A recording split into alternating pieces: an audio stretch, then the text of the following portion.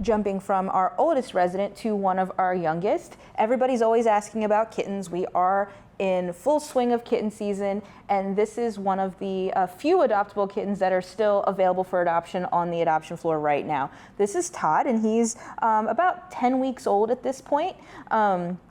And he came to us previously owned. So sometimes people are like, previously owned, he's so young.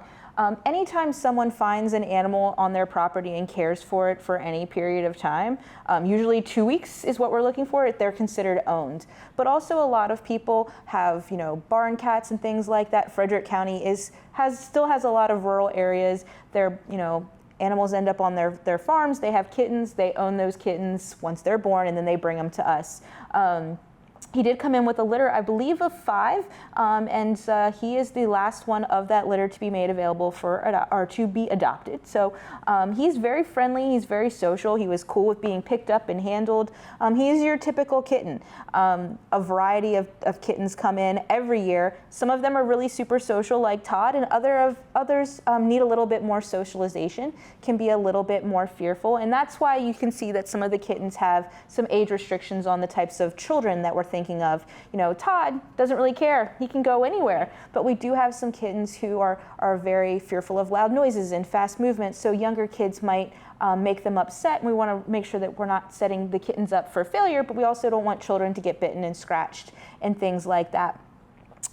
With kittens, some people like to adopt 2. We will adopt out 2 cats at a time. You can mix and match litters, or you can look for litter mates. In addition to these kittens that we have, we also have a bonded pair of kittens that are a little bit older. Captain and Keating, they're about 6 months old. So that's always a good option as well. So I'm curious, how did he get his name? So yeah, we like human names for pets around here, but because we're doing this promotion to kind of honor all of the people who work in our educational system, we took a list of the county teachers of the year. Apparently in Frederick County, there's school level teachers of the year, so each school has their, this is the teacher that was the best this year, and we named some of the litters of kittens after those guys, and Todd was one of the first names of one of those teachers. I can't remember which elementary school he came from, but we do have a QR code on our cat adoption floor that takes you right to that website, and will give you a list of all of those teachers who were honored this past school year with that award.